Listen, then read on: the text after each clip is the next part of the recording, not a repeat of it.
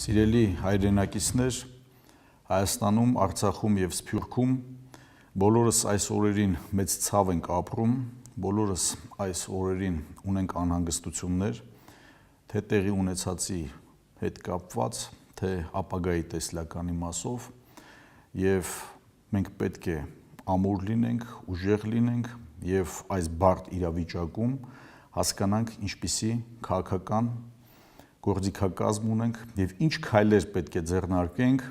որ այս բարդ իրավիճակից օր առաջ կարողանանք դուրս գալ անցնցում ձևով, քաղաքակիրթ ձևով։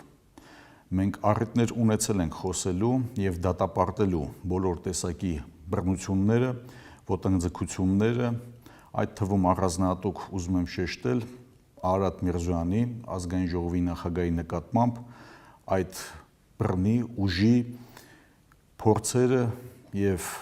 չենք ցանկանում, որ մեր երկրում որևիցե մեկ ցնցում տեղի ունենա։ Սիրելի հայրենակիցներ, պահը օրասական է,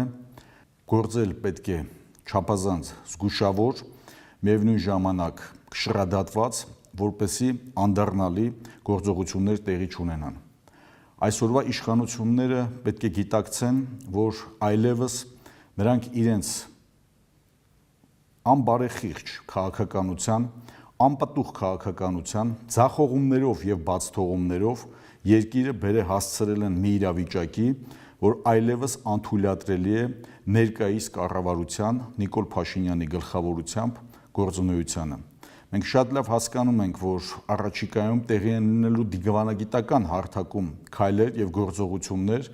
և այս քաղաքական թիմը սպառել է իրեն։ Մենք ասում ենք և կոչ ենք անում. դադարեցրեք բռնությունները, դադարեցրեք քաղաքական հետապնդումները, խոսքի ազատությունը Հայաստանի Հանրապետությունում եղել է բացարձակ արժեք։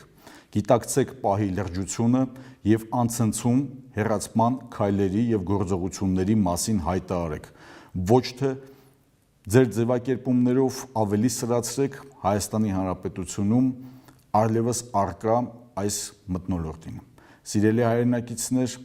մենք վստահ ենք, որ միասնական ձևով մենք կարողանալու ենք հաղթահարել այս դժվարությունները։